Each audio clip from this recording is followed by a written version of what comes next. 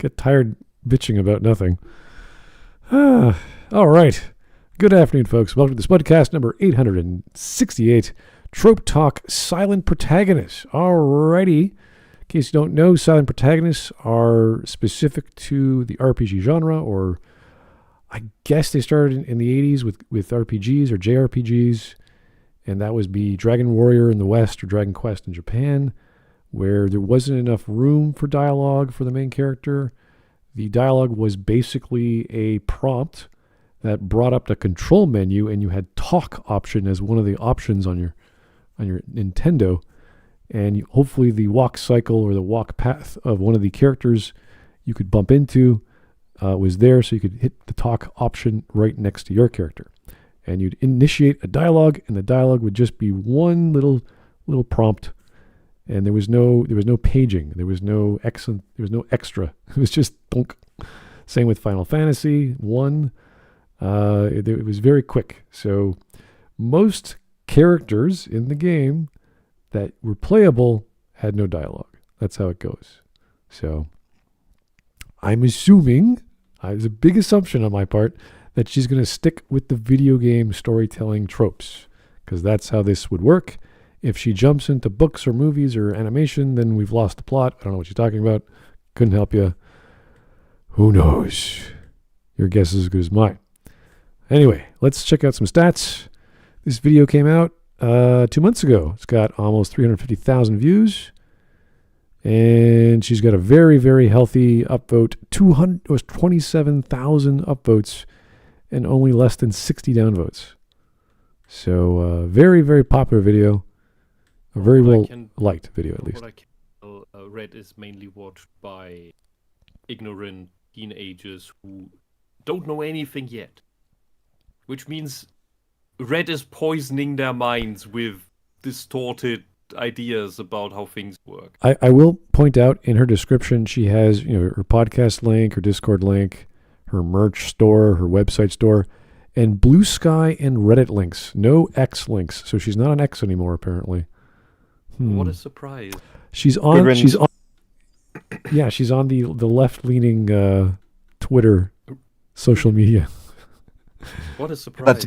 That's bombing. Oh yeah, I have no idea. I've never touched it. I get so tired of seeing yet another David Gator post by some blogger on like Game Ranks or whatever gaming website. What Gator has to say about anything. I was like, I don't care. Why Gator hasn't been in BioWare for a decade? Like, no one cares about this gay man who will never play Dragon Age again. I don't care. Stop it. It's always from posts on Blue Sky. I'm like, ugh. What is on that website? I don't care. But anyway. You don't want to know the history of how that happened. Yeah, I think it's the creator. It was the creator of Twitter who moved to make his own after he sold Twitter. I can't remember. Anyway.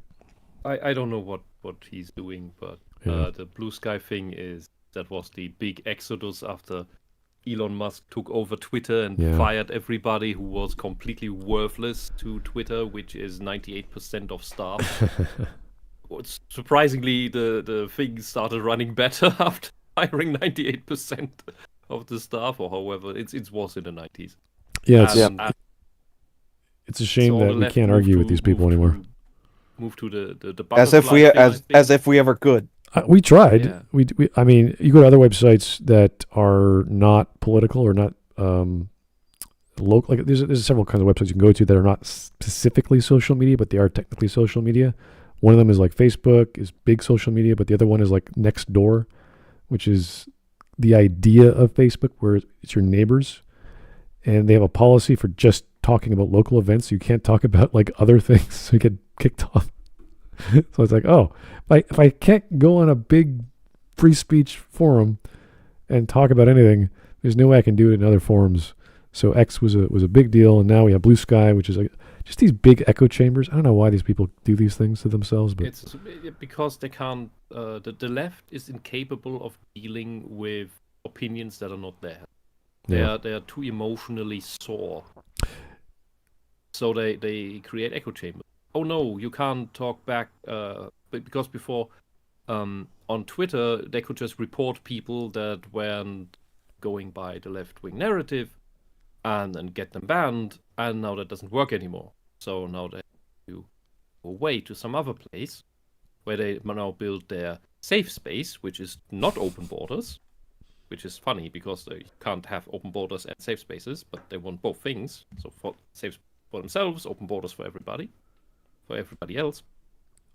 And of course, all our celebrity wonders, like our beloved Mark Hamill, also went to Blue Sky, and he got very frustrated. It seems, for he returned to Twitter after a month because he didn't get any attention there, and apparently it was full of. It turned out there was a lot of nonsense going on Blue Sky. In the left-wing circles. Really? Especially after they got pushed off of Twitter to some degree. Wonderful. Those things go together. It's an absolute surprise to everybody. I did get one of my favorite and biggest Canadian political YouTubers gone last week because our CBC did a story on it and told the YouTube that they are biased. It's like, what? So they got killed. I'm like, what? They killed this 60 million view political YouTube website, which was really important for the elections. We had elections this year, and now they're gone. Killed CBS? No. The CBC, which is pretty much our government-funded broadcaster, mainstream media. Killed CBC. Killed one of the biggest independent political Canadian commentators on YouTube, just because they could do it. And I was like, what? Thing is, CBC gets 10,000 views of video here and there. They were getting millions of views of video, and they're just gone now. Anyway. Oh, isn't that class action lawsuit stuff? That's Canada. Well, but YouTube's an American thing. Yeah. You could become another state of the America, and nothing will change. You could sue YouTube. Anyway. Or you could just ask Trump, just so. Yeah, please probably do it. Stop killing our media. That'd be great. Anyway, that's a whole other topic. Let's get on with the video. It's 15 minutes and a bit. Shouldn't take it'll take all day, honestly. Red is like our kryptonite. It just kills us spiritually. No, she's not our kryptonite. Maybe yours. Oh, she's mine, yeah. It's like have you guys ever covered Blue on the Smudcast? Like ever? Maybe once, I think. I heard his voice. I'm not sure. I vaguely remember him, and he just makes one of the fundamental mistakes of history videos by talking, and at the same time having giant blobs of text that he puts onto the screen. So you have to pause to read it for context. And then in there is the occasional modern take, the past was so bad, they were so regressive kind of stuff between that's like I didn't buffer. Okay, well, either way, we're getting into the topic of silent protagonists, and before we started recording, we were talking about what are the big names, and I came up with Chrono and Mario. We at least have. Well, Mario's not so much silent. He just doesn't say too much. But we at least narrowed down. In Mario games. Exactly. Can you guys hear me? Yep. Yeah. Yep. Yeah. But yeah, Mario has at least his phrases here and there. But at least the big ones, at the very least, are Link, Gordon Freeman, and Chrono. Yeah. Those are, for me at least, I think they're the biggest ones. Yeah, and I think for this trope, she should focus on the games for late teens or adults, and not for the little children. Because for the little children, especially, the projection blank slate silent protagonist is a rather important thing.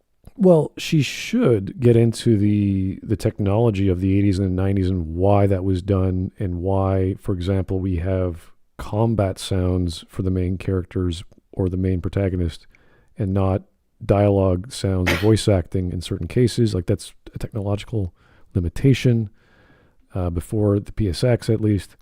So, you would have to at least mention that, I hope. But yeah, it used to be more levitation back then, but over the years it became less that and more of a design choice as the industry evolved. oh yeah, and we still have the JRPG with the Dragon Quest, I don't know, 13, whatever number they're at now, with the main protagonist just being the silent protagonist, because that's how it's always been. And all the people in the party do all the dialogue, and that's totally fine. So yeah, we also have at the very least Final Fantasy 1, like 2 onwards, they had the main characters speak.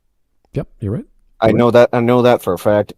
Yeah, so again, Samus Aran for most of the Metroid series, the only exceptions being Other M, which speaks for itself, as well as Metroid Fusion, where it's either the monologues in her head during the elevator rides or in the navigation rooms when she talks to Adam and such.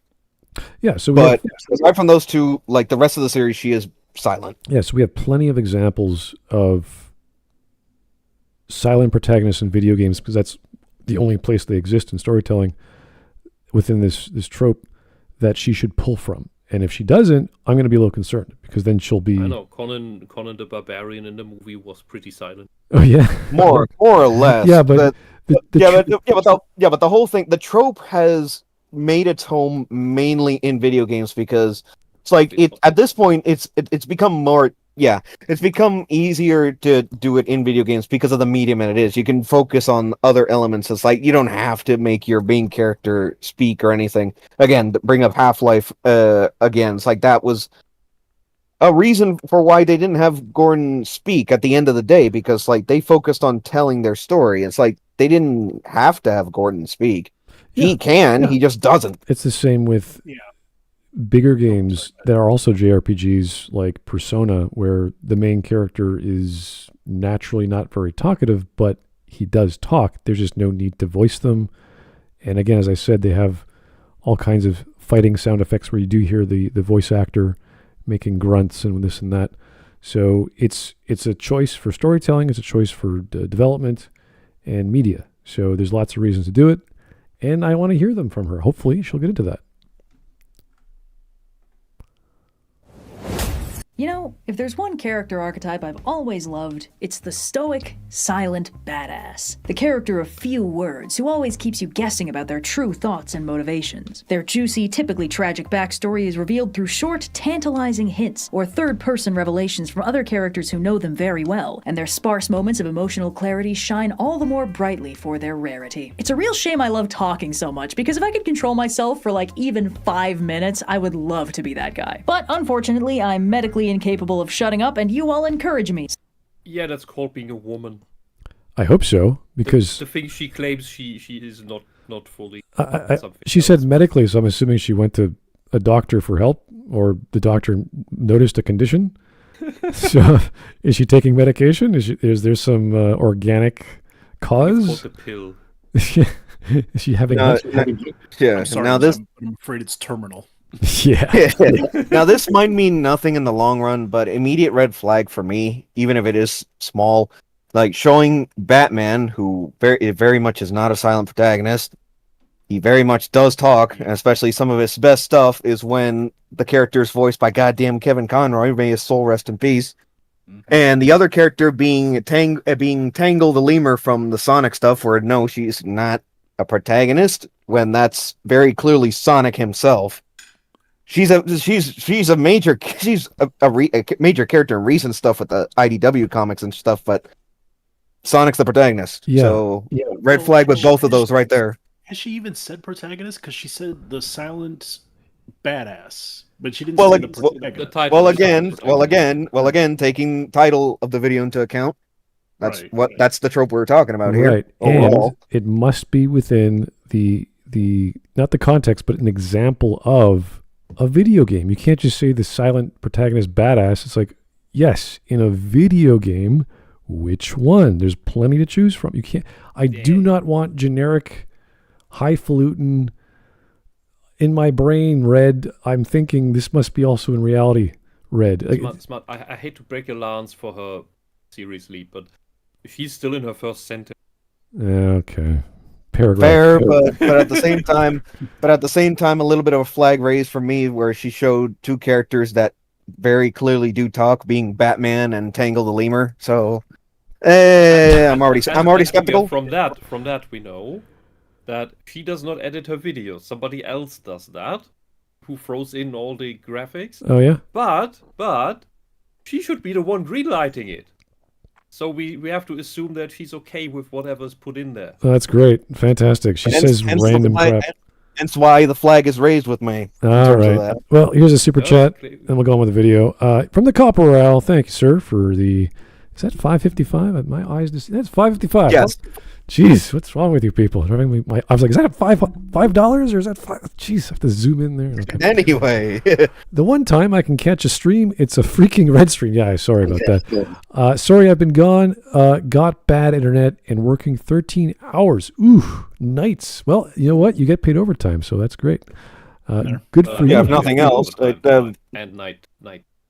Night shift, overtime, fantastic money. Good for you, sir. Yeah, here's hoping you can power through that and get some time off that anyone would deserve in that situation. Yeah. So yeah, welcome back, Copperell. All righty, let's keep going. But how come you hate Red? She's producing the best, most stable content we can cover. Yeah, so much we have enough to laugh at. Yes. Okay. Anyway. That's not how I would describe her, but anyway, let's go. She's consistent.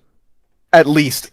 Silent stoic badass archetype cannot be embodied in this house, it'll just have to be admired from afar. And in fact, there are a lot of silent protagonist archetypes, and while it's a pretty simple phrase, the actual underlying concept and appeal is deceptively complex. So today let's spend a lot of words talking about the characters that use almost none, and why we like them so much. To start off, let's talk about what we usually mean when we say silent protagonist. Most commonly, this term refers to a playable video game character. It's not most commonly, that is the definition. It is the video game trope. Again, it's like the same flag from earlier being raised. Kirby isn't silent. Yeah, Doomslayer. Yes, that perfectly falls under that. Yeah, if Kirby says Puyo, and quite a lot. Doomslayer, anyone else talks. I mean, Doomslayer does say a single fucking word at the end of Doom Eternal's DLC, but again, that moment is earned. But that wouldn't But he still qualifies under silent protagonist. That one is correct, but Kirby, no. Actually, Ginga, just recently I watched a video. It was a YouTube short where apparently was it for Dark Ages? More, well, for Doomslayer. I'm sorry. For which more dialogue in Doom Eternal, and they were playing like clips of it. Yeah, I remember, and I remember that all that got cut. Yeah, but. Yeah, because they wanted to keep that.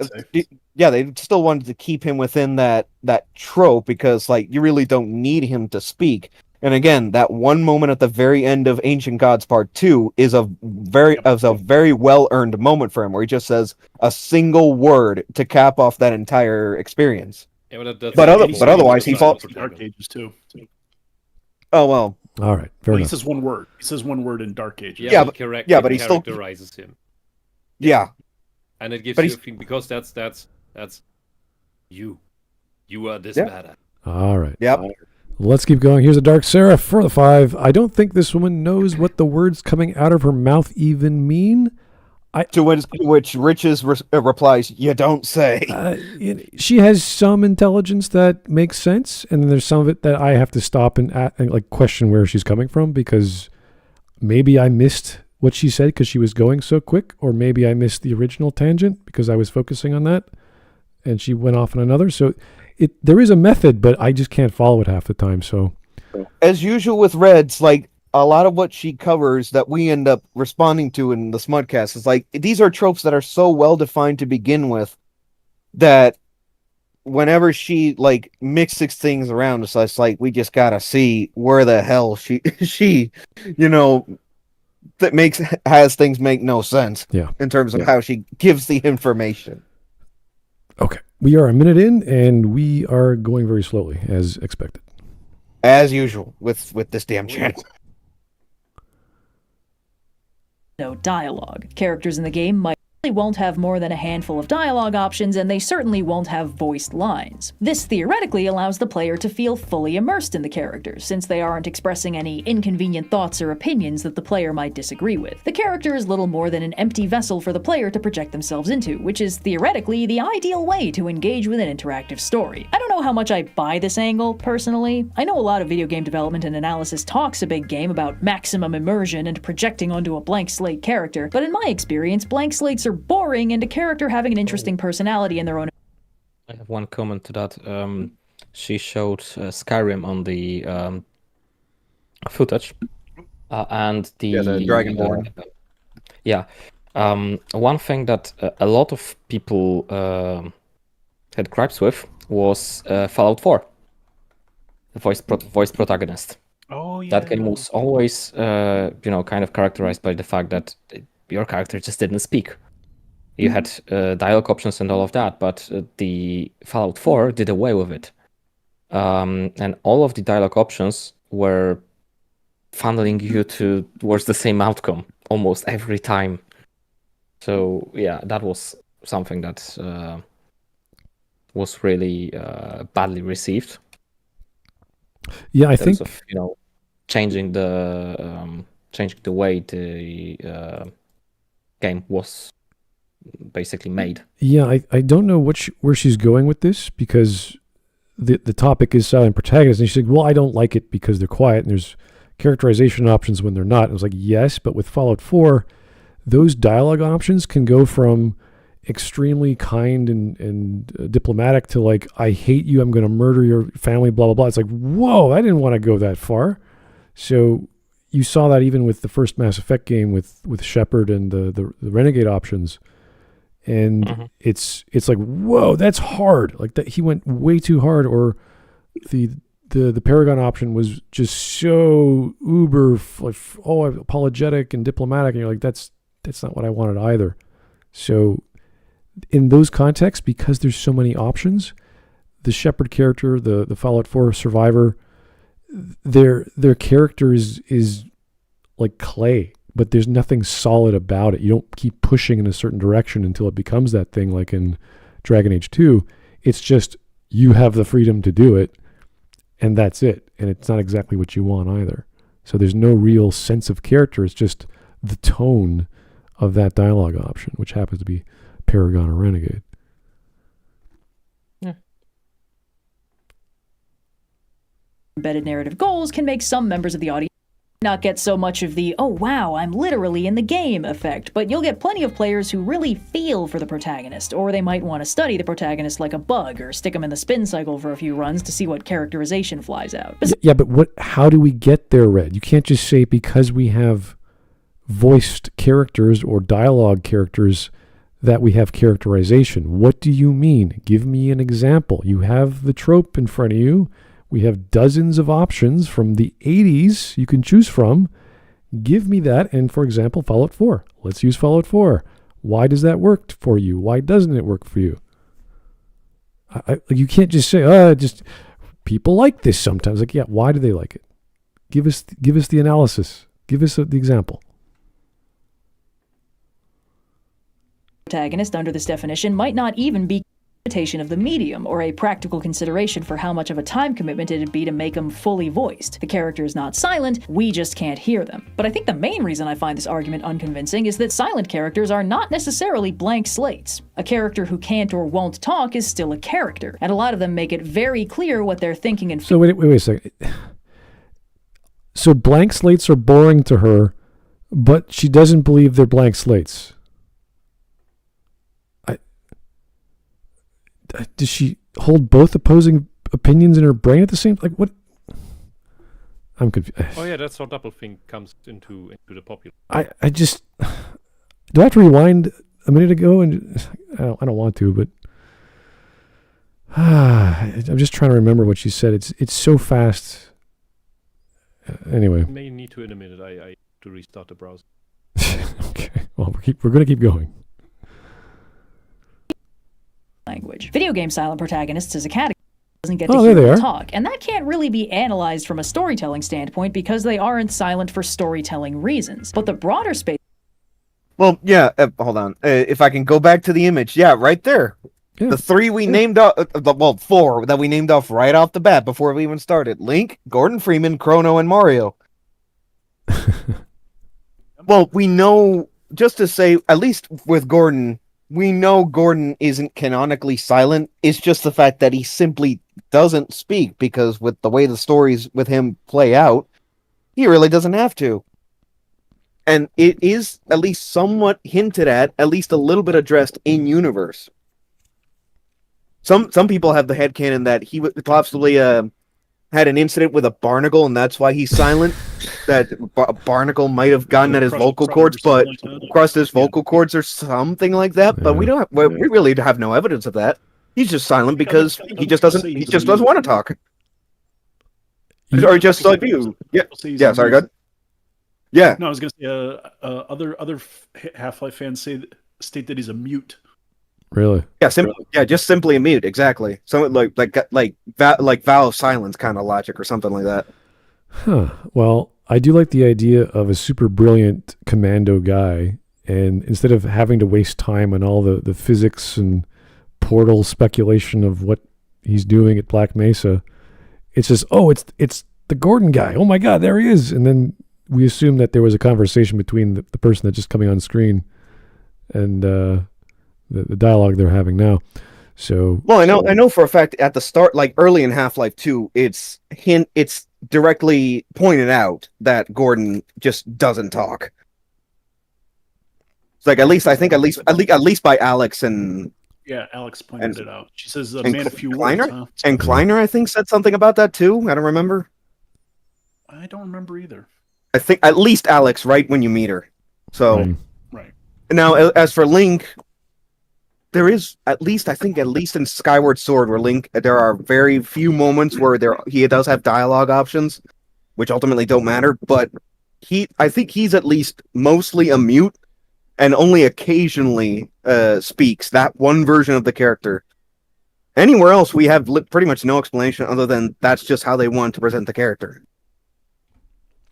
And Mario is just, well, there's no need for him to say anything other than the phrases that he puts out. It's like, Yahoo, let's go, or something like that. During the combat sound effects I was referring to, whether it's... Yeah, just like those like those moments of where he's actually like reacting or expressing himself. Attacking, getting hurt, jumping. Yeah. Yeah, exactly. Not much after that. Now, I think Smud can speak for Chrono specifically, so go ahead. Yeah, well, characterization in general is visual, mostly for video games anyway, and it's about the actions the player takes that drive the plot forward. So the player is the voice, the player is the characterization in that way. And when you see specifically Chrono Trigger, the active time battle system, Chrono is clearly Japanese. He clearly has a katana. He holds it in a very specific way. He does the fist pump at the end of every combat. So there's already characterization visually there, and you have to know where that comes from. And all we get is that, well, he had a mom, he had a cat, he attended a fair, and he got caught up in an adventure of time travel. So you have to read into that as this is what the artist intended, and whatever other stuff Toriyama inspired the animators to come up with is what they did. And you can see that through all the other characters in the team as well. When like Magus grips his gloves, or when Marl gets excited and her hair pops up like a cat's tail. So there's other animation techniques with Japanese anime or manga with the teardrops, etc., that lend to that element of the story without having to waste someone's time with Chrono saying words, because we do get his words in the second game. We get a version of him in the second game where he does talk with Luca and Marl on the beach of his ghost version of himself, rather. And so he's not the protagonist. He's just a tertiary character there. Yeah, we also have other examples like Samus Aran from Metroid. She showed the Dragonborn from Skyrim, which is a blank slate that you put yourself into. Yep. And I think technically Isaac Clarke from Dead Space 1 before Dead Space 2 retconned that he can talk and just... Yeah. It's like, because in the first game, he doesn't speak at all, I believe, right? Right. in the original version. Yeah. Yeah. And then two like I would argue retconned him so that he talks. He just didn't in the first game because there was no need. Yeah, my head canon for the original first Dead Space was that. Stupid Oh, sorry, Wisp. I didn't know you were talking. You're so low. Like this. Whisp, we can't hear you. What? What are you saying? Bad Boy is also super silent. Well, that's just his. I don't know. I don't. Discord is just messing up with everything since the last update. Yeah, that's weird. Okay, I stay closer to the microphone. There you go.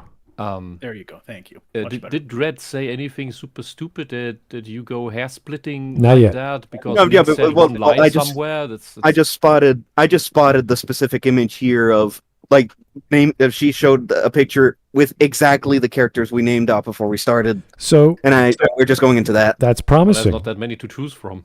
Well, no, there's plenty, but she chose the big names, which is what we came up with too. So Link, Freeman, Chrono, and Mario. yeah. Mm-hmm. Anyway, as a category are just silent because the player doesn't get to hear them talk. And that can't really be analyzed from a storytelling standpoint because Sure they it can. aren't silent for storytelling they reasons. can. But the broader space of Doesn't have silent to. protagonists is very much worth unpacking because not only is it possible to portray a compelling character who never says a word, sometimes it seems to make the character more compelling than if we all wait. Is the character boring? Are blank slates boring or are they compelling? Which one? Red?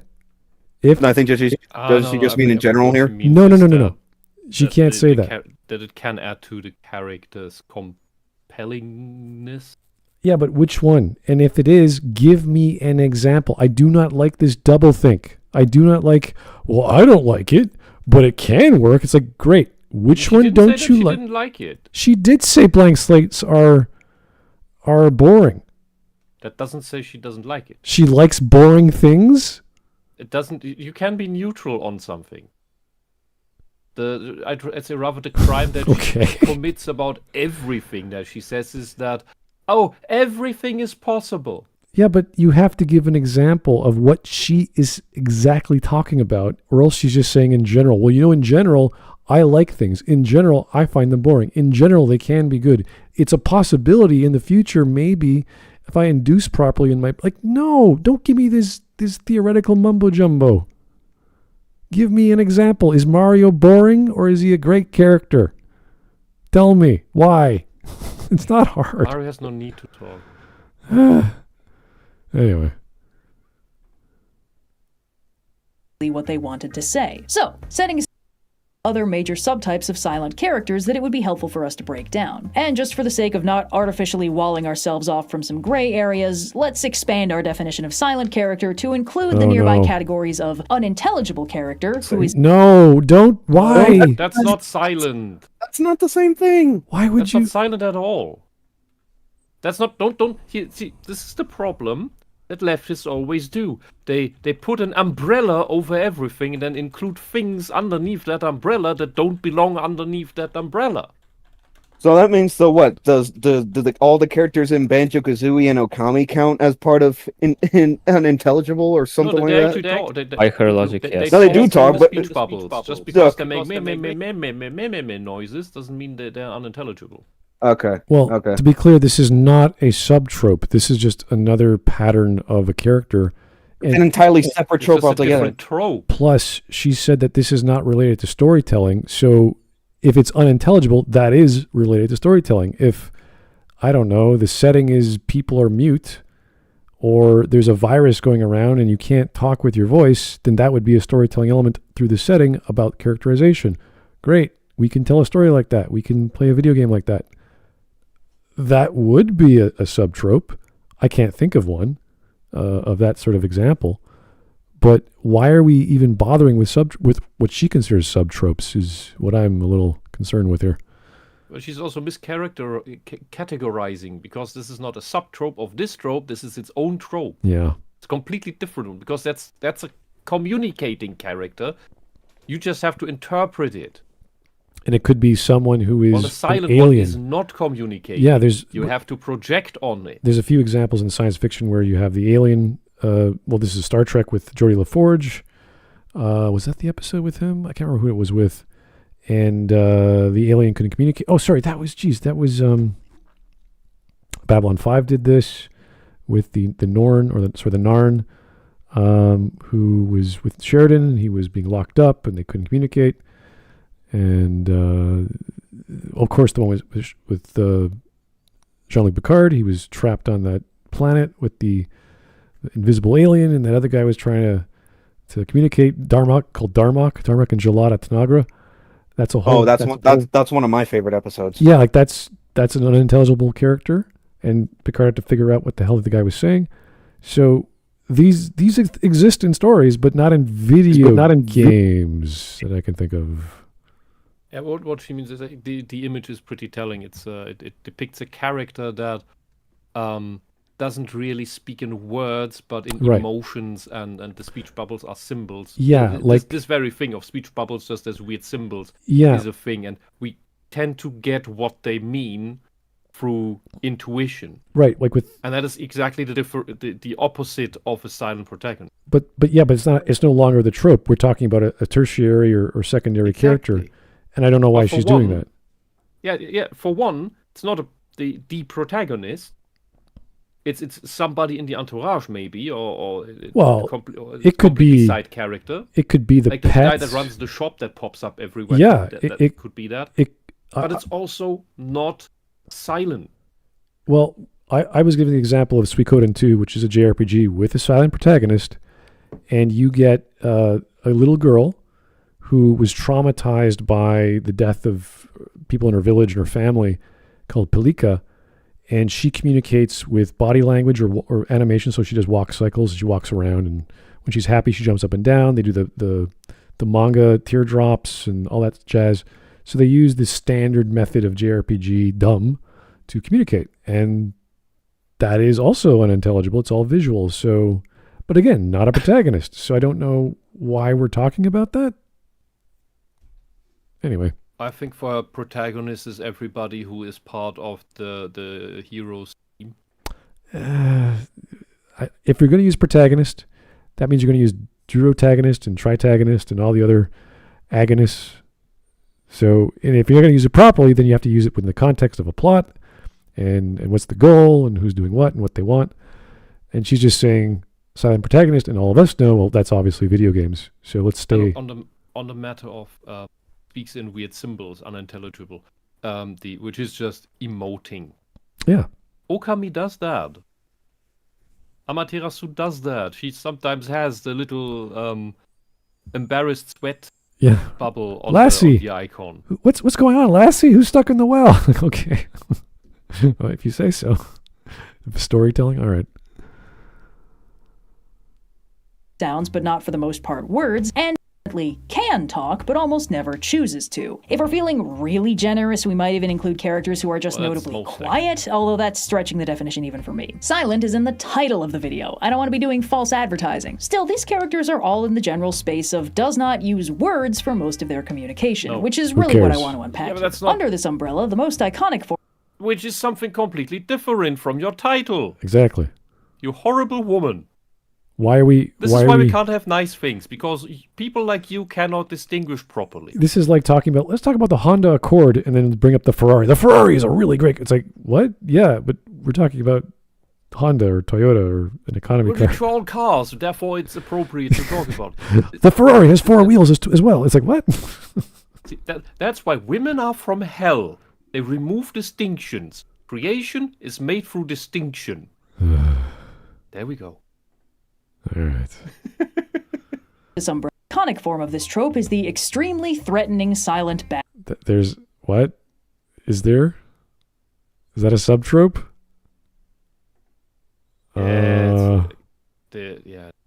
Menacing character on the side that is actually competent and everybody and rarely attacks, but then only once does it, and then everybody dies instantly, but then never again. Yeah. So that the heroes actually have something to do. But not in video. Like maybe Gordon Freeman, just because that's the joke that he walks into a room and everything dies.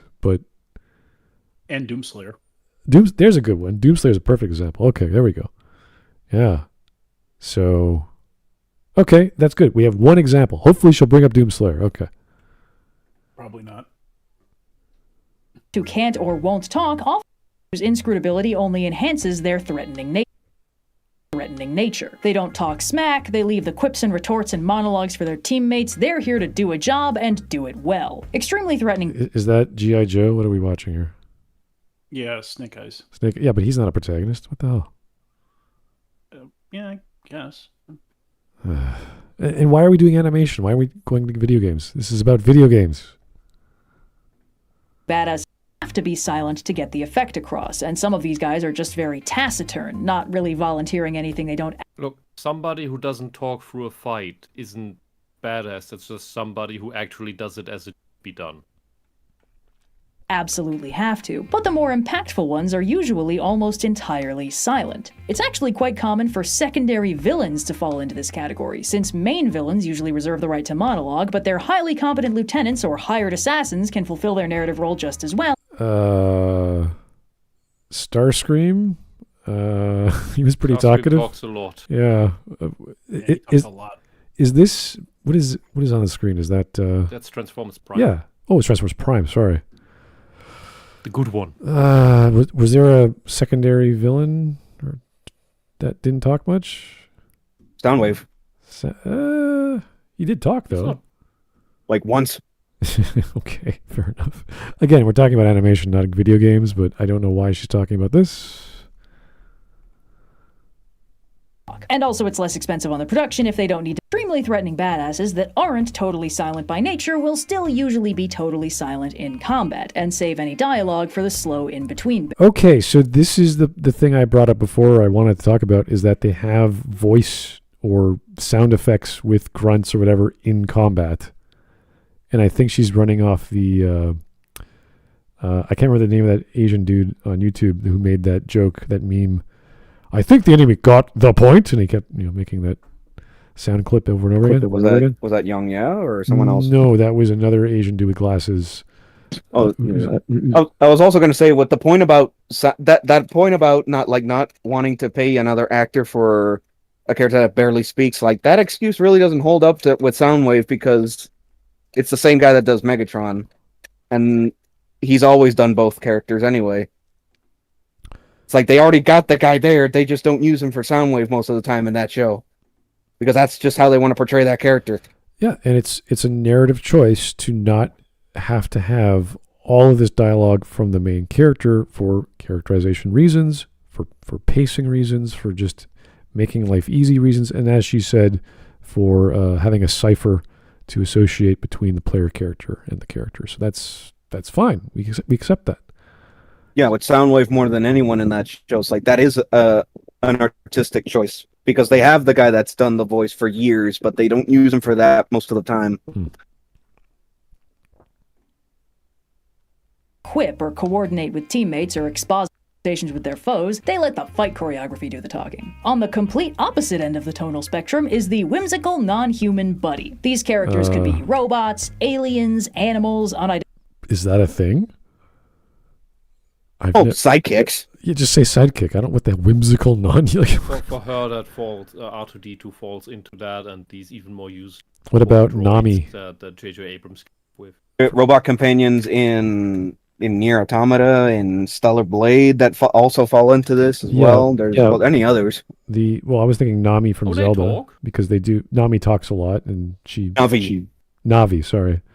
Navi can't shut up. Yeah, so that's the other extreme of this whole but thing. again, not protagonists. So why is she bringing this up? I don't know. And Ginga, just for clarification, the bots in Nier Automata, they talk a lot. You just hear it. Dudes, or really anything else that hangs out with characters who do talk, but is themselves only capable of making fun noises. Frequently, these characters. So not Navi. Not the ones I brought up either. So wait, that's not the exact opposite of a previous example. I thought was going to be people who don't shut up, and she said that, and now they're not talking. What? Let's rewind that. I'm confused. Okay.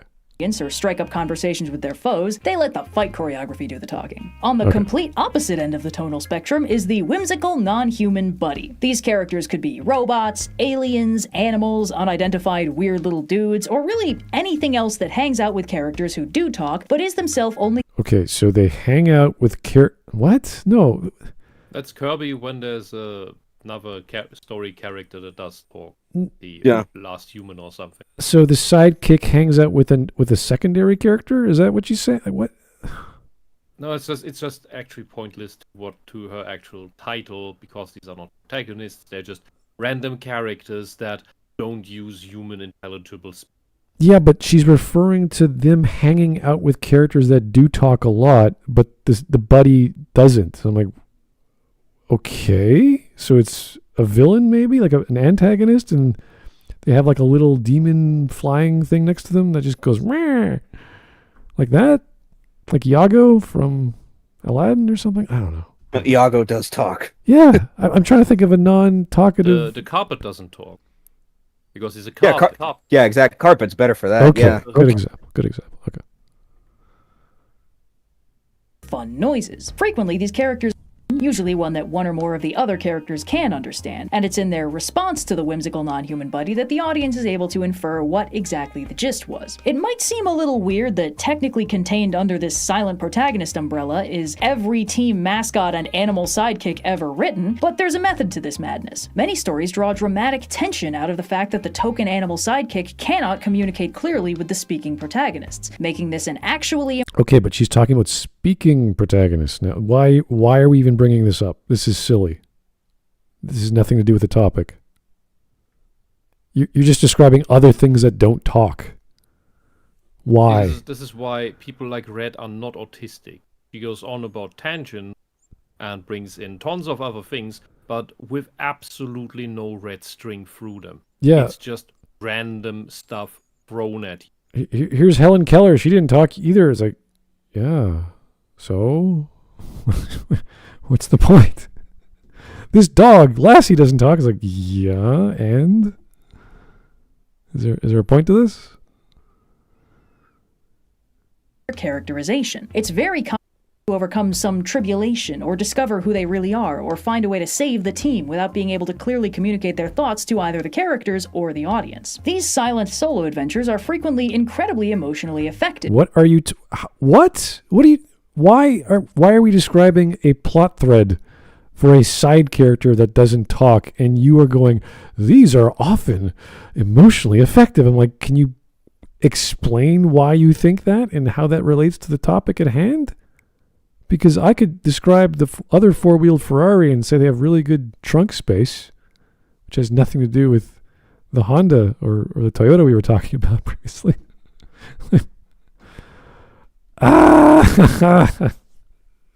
We're in tangent land. That there's a narrative strength here that can probably be more widely applied. One of the perks of a silent character is that if the audience knows they can't speak their mind and communicate their thoughts that way, the audience has no choice but to infer meaning into smaller character moments that might fly by unnoticed if the character is also speaking aloud exactly what they're feeling at the time. This also starts over... But they're what? They're silent. Why would they even have the option of speaking aloud? What do you... Oh my God, I gotta watch this my own time. I'm hurting myself. I'm just trying to listen to this girl. Overlapping with the last major category of silent character, which I personally refer to as sympathy bait. These characters are almost always designed with the biggest, wettest eyes the artist can conjure up, and their primary sympathetic appeal is that they are very adorable. Is this in a video game?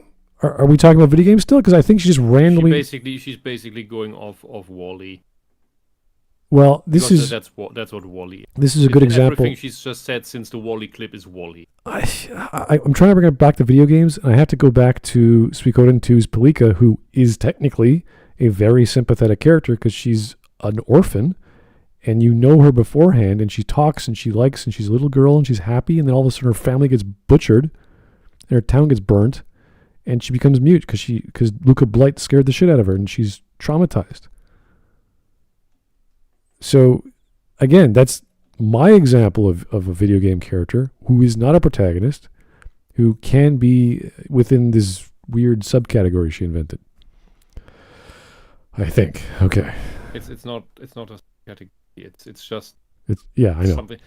She opened a drawer where nothing was in yet, and then she just grabbed everything She in just- that she found. I think this square peg fits perfectly in this triangular hole. It's like, what? No, stop. Yeah, it does. It goes into the square hole. No. Everything goes into the square hole. And largely incapable of advocating whimsical non-human buddies are frequently main characters in their own right, No. and sometimes even turn out to have a shade of the extremely threatening badass about Bumblebee? them when the chips are down. Sympathy bait characters are nuanced protagonists. No, Red. They are main characters in their own thing, not in their own right. When they have their own movie or their own game, then they are main characters when they are the main character. Otherwise, they are side characters. Are nuanced protagonists with rich inner worlds that the audience, again, Sympathy bait characters are not protagonists. What are you talking about? You just listed 3 tropes which were all side characters, and now she's calling them protagonists. I think I know what's going on in her head. Every character that is actually fleshed out and has an actual personality with some depth to it, to her is a protagonist. If you use that the deranged false definition, then what she says starts to make sense. That sounds scarily plausible. I understand women. I think she's just using adjectives for because they're part of her paragraph, and she's just antagonist. Let's use that term now. Like, okay, yeah, the antagonist doesn't talk, but maybe the second antagonist does. I was like, what? Okay, yeah, maybe. Jeez. infer from their body language. However, sympathy bait is also the category that contains a lot of kid sidekicks, specifically the ones Examples, please. What are we talking about now? that don't talk. Most kid sidekicks are famous for never shutting up, but sometimes, usually in stories that borrow more heavily from Lone Wolf and Cub, the kid is wide-eyed, adorable. How many stories are borrowing from Lone Wolf and Cub? Please, give me more than Mandalorian. Yeah, please. exactly. Please. Oh, geez, I have to think about that. A 4-year-old and a badass, detective or samurai. I can't. Yeah, I just. Spy Family, maybe? Maybe? No. Yeah. No. Kind of, not really. There's got to Lone be. Wolf and Cub borrows a lot from Lone Wolf and Cub.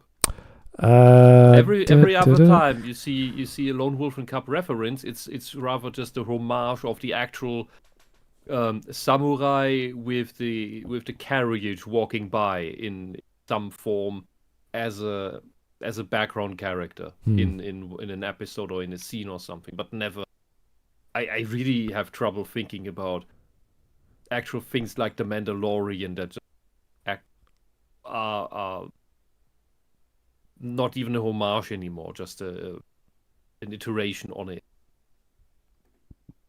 Yeah, no, it's only, I can only think of what's on the screen there as a direct example of Lone Wolf and Cub, and yeah, no, it's Spy Family is very specific, and it's its own thing. So yeah, no, I can't think of any other example. Anya is also not used. Well, she's like a Goro or a little green gremlin dude. Kind of like him in her own capacity. Island. They're there for their badass parent figure to get attached to and to be really cute so we feel bad when they end up in trouble. This kind of kid sidekick is frequently much more well-liked by their audience than the chatty kind, probably because they have less opportunity to be annoying, but they also benefit from the inferred rich inner world thing. Kid sidekicks usually have That very bad example, because that kid was unbearable and pointless. That, yeah, Would have would just as much been in a figment of imagination of Tank Girl. yeah, I wouldn't use that as an example either. There's always the adopted daughter or the adopted son, whatever. Like, oh, there's a war veteran. Let's take care of her, or her or him. That happens a lot. But being quiet is not, again, like Pilika. It's just trauma she went through. That's not related to the plot. It's just there. And you feel sorry for it because of the nature of the story, which is war. So it's like, okay, people died, that's bad. But nothing to do with characterization. They're just traumatized. It's like losing a leg. It's like, oh my God.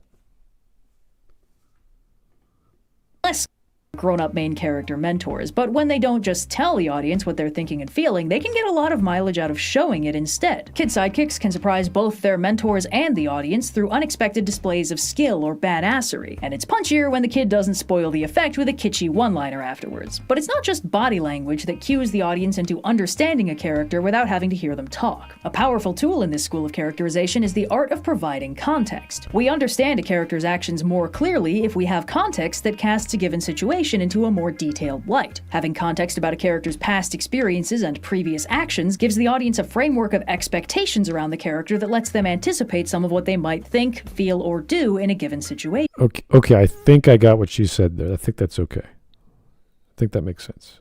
She went so quick, I was like, oh, okay, good. Whew. I gotta like do some pull-ups or something, get my spine back into place. Just stop hunching over. Okay. A character looking at some random object doesn't automatically mean anything to us. But if we previously saw a child that character was caring for playing with that object, we now assume that when they look at the object, they're thinking of the child. The context is telling us that, not the character themselves. And the more context the audience has, the less a character has to do to communicate with them. The audience is given pieces to put together, but they're trusted to put them together themselves. Okay, that's true. She's referring to flashbacks or other storytelling, like we can do whatever kind of visual stuff on the movie screen. That's great. You could do that. That's irregardless of medium. But again, silent protagonists, video games, give an example, please. You haven't shown us one. For the audience is a powerful thing. Is thinking something or feeling something, the audience is figuring it out. And as anyone who's ever learned anything will know, being told something is completely different than feeling it click together in your own head. Yes, losing a leg is completely different than doing your arithmetic tables. That's true. Eating what she means is being told about losing a leg. Yeah, I know, but this is these two things are not a dichotomy. This is not some misunderstood things. Feeling something is different than eating an apple. Like, yeah, you're right. It is. Yeah, but it's about comprehension, and this is so horrible. I would wish Red had way more of these moments in her life where she had things click together in her own head herself. Because we suffer through her videos because it hasn't. Yeah, I get the feeling she does a lot of her clicking in her own head by just talking to people and not actually figuring it out herself, like by reading something or asking questions in like a lecture hall. It's as if I'm going to make a video. What do you think? Well, I think you should do this. Well, why is that? Well, I think this topic is great. And then the process starts going through her brain, and instead of arguing that out, she just writes it all down in one stream of consciousness, and you're like, ugh. Mm-hmm. It's all first draft. At least it sounds like it. Part of what show don't tell actually means. It's not What? that you're not allowed to No, it doesn't. let me rewind that. I can't believe she said that. Okay, if you guys understand what she just said, this is like a fundamental principle of writing. Absolute non sequitur. Yeah, let's try this again. being something is completely different than feeling it click together in your own head. This is a huge part of what show don't tell actually means. Okay. If you guys don't know what show don't tell means by now, I can't help you. I'm not going to go off on a tangent. I mean, when you understand the show don't tell, then yes, it clicks for you. But when it doesn't click for you, then you have seen it, but it didn't work because you didn't figure it out. Which is why, because Hollywood thinks all their audience is completely dumb, that they always tell instead of just show. Okay, I gotta take a break. Okay, no, I'm good. All right. Jeez. Yeah, no, that was weird. The Copper Owl, thank you, sir, for the 555. Again, the 555, freaking me out.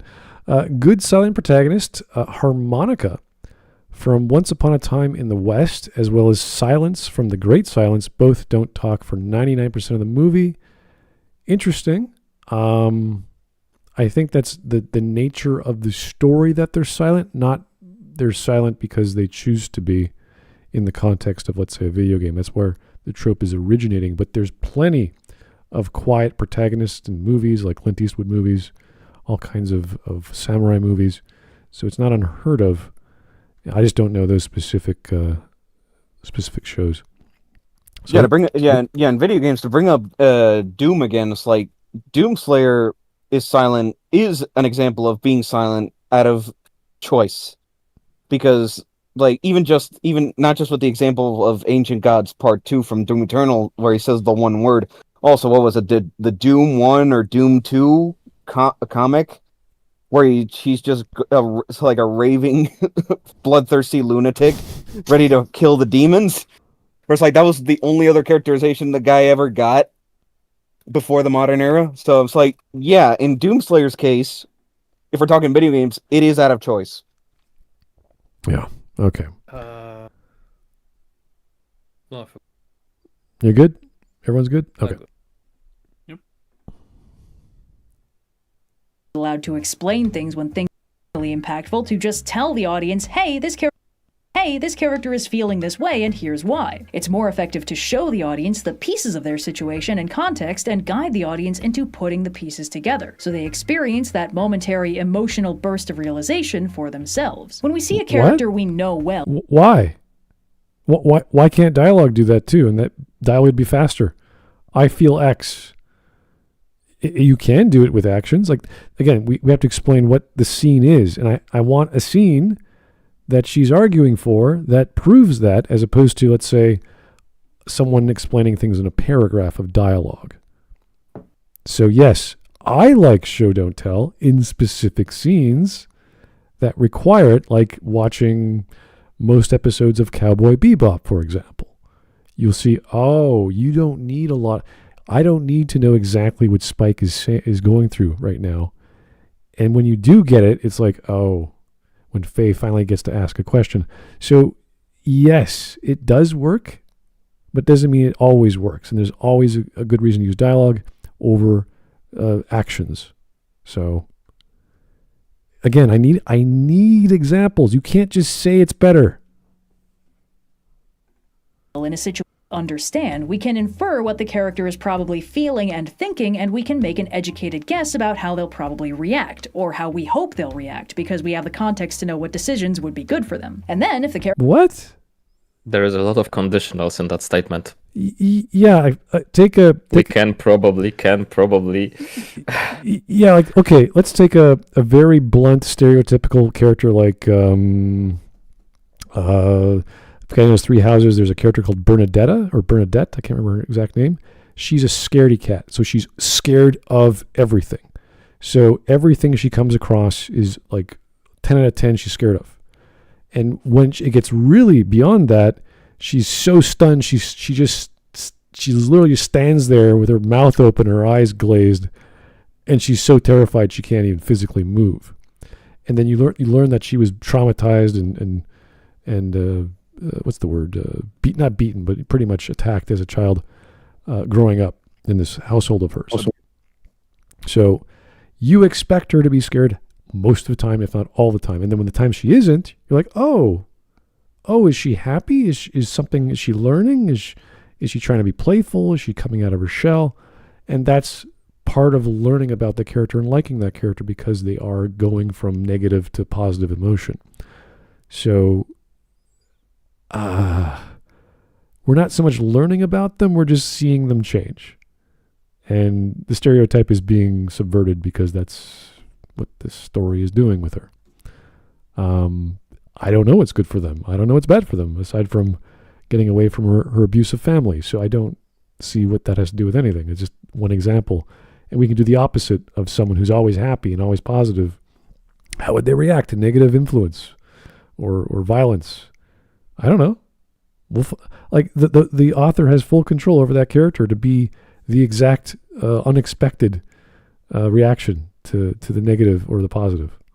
So these are very theoretical ideas she's coming out with again no concrete examples I could point to and say, oh yeah, I know where she's coming from. This makes sense. It's the magic of astrology. Just listen to Red and everything. Oh yeah, it could be this way or that way, or with these 4 conditions in place. Like, what? Especially if you're Virgo. Oh. And Mars is in the ascendant of the Saturn or something. Do women still believe in that on dating? Yes. Yeah. Yes. Oh god. For the past 10 years, the whole magical gender inventions have replaced that, but I think it mainly just came on top. Okay. They're still doing the horoscope. Okay, sure. Whew. Acting from them, we get a little burst of internal value them well. But also, if the character ends up doing something we don't expect, that can also be very interesting. The most generic. Yeah, it's good when they don't do it. And it's really good when they do. It's like, well, okay, how? Hey, that's better than damned if you do, damned if you don't. This stereotypical character does a thing I wasn't expecting. That could be good. It's like, or it could be bad writing. I don't know which one. Red. Aye. The character could also do something that I didn't expect, which is also good because now I'm subverted. Ooh. Oh my god. Oh. That tells more going on than we thought. Half the fun of a tragedy is seeing a character in a situation, knowing the course of action they could take that would theoretically get them out of the situation, but having enough context. Wait. No. She went to tragedy all of a sudden. She changed gears again. This run-on sentence is driving me crazy. Okay, let's try this again. Us they've got more going on than we thought. Half the fun of a tragedy is seeing a character in a situation. Why is half the fun of a tragedy seeing a character in a situation? What are you talking about? Do you know what tragedy is? Not fun. What? Unless you say this. Of action they could take that would theoretically get them to understand why they will never make the decision that would free them from the situation. Why? Why is that half the fun? What about catharsis? Like, there's so many things to talk about with tragedy. Like, where do you go? Like, the emotion generally is why you like the drama of tragedy, like an opera or an operetta. The psychology, what they're going through, the philosophy of it. Again, I talk about Aristotle and catharsis. That's the classical reason why tragedy is so important. But the themes of death, or revenge, or honor, or I don't know, betrayal. Like, there's so many. I don't get it. Because they can free them from a situation? What? No. Usually the tragedy's done, and they're living with the trauma of it. They're not free. They're stuck. Again, I need an example. This is so theoretical. The tragedy of what? Being stepped on by an elephant? We can't have examples because then we would actually talk about concrete things, and the last thing that women like her want to talk about are concrete things, because only in vegan can you correct. It is the way of yin. Yeah, it's just so, like, tragedy is such a fundamental concept, and I'm sure she knows what she's talking about within an example, but I'm guessing Romeo and Juliet, that would be the most famous. Tosca, I'm trying to rely on my music background. Give me something. Context and information to understand that the choices the character is guaranteed to make mean the tragic ending is inevitable. A silent protagonist has the strange advantage that because they cannot just tell what they're thinking and feeling, they have to show it instead, and that means almost all of their characterization has to be communicated through those moments of audience revelation. What? Are you serious? I have to figure out what the character is going through with a subjective revelation of something? What are you talking about? Okay, Juliet kills her, or Romeo, was it? Yeah, Juliet kills herself, and it's tragic because she doesn't know that Romeo is sleeping or whatever. And I have to... It's just through show, don't tell. Yeah, but I have to complicated words. I have to figure that out like I'm doing a deductive reasoning in like a murder mystery, and going, oh, if she doesn't know that Romeo is sleeping, I have insight into her character, and it's so tragic. It's like, no, I don't do that. It's not a murder mystery, and you figure it out within 20 seconds later when he wakes up. Would she consider the Emperor in Overlord 2 as a silent protagonist, although he is the antagonist? Anti-heroes. Oh, he's actually the villain. Oh, he is the villain? Okay. Yeah. He's just silent and masked. Okay. I that's a different thing. My brain is two different directions right now. Oh, you're getting on her level. I can't. I gotta hear this one more time. My brain went, what? That because they cannot just tell what they're thinking and feeling, they have to show it instead. Okay, so they're showing us what they're thinking or feeling through an anime emote or body language or how they walk. Something, right? A visual storytelling method. Fine. And all of their characterization has to be communicated through those moments of audience revelation. What moments of audience revelation? What are you? Show, don't tell. That's not an audience revelation. Show, don't tell without saying show, don't tell, but use more words. That is not what audience revelation is. An audience revelation is when you are solving the crime with the detective and it clicks in your head at the same time or before. You realize what a symbol meant before it happens on the screen, like a theme. Visual storytelling has to be clear. It can't be a mystery. That's silly. This is not a murder mystery. If you're doing a mystery or a horror mystery or something like that, and there are clues, then you can have a revelation. Like what was that beautiful scene in Babylon 5 where Delenn says to Sheridan, if you fall, I will catch you. Something like that. It's like, oh, and he's literally falling to his death. And he's figuring out why he's doing this. And then we get the next scene and he has to figure out why he has to come back. That is the revelation from the character, and you're going along with him on his journey. I'm not deducing that. That's symbolic of multiple scenes and their multiple meanings, all connected in his desire to come back and help people or save the galaxy. This makes no sense to me. I don't know what a character revelation has to do with characterization of a silent protagonist. It doesn't connect at all. The audience through piecing these key moments frequently operate as part of a team of characters who understand them and can provide context when necessary. It's helpful to have someone on hand who can explain their tragic backstory so the audience properly understands how unpleasant it's going to be when they end up confronting it head on. It's also What are we talking about the narrative? Are we talking about a secondary character explaining things to the audience that the protagonist can't because they're silent? Is it a flashback? Is it a detective figuring it out and telling the audience who did what and why with the right motive? What is she talking? What? a rich well of characterization to let the characters talk about each other rather than just talk to each other. And this applies to all characters, not just silent. Wait, what? No, that does no. Come on. That would be the Bechdel test, is the way to tell stories. It's not. Do you hear what you said there? It's like, so. I was zoned out because I was reading the passage. Let's try this one more time.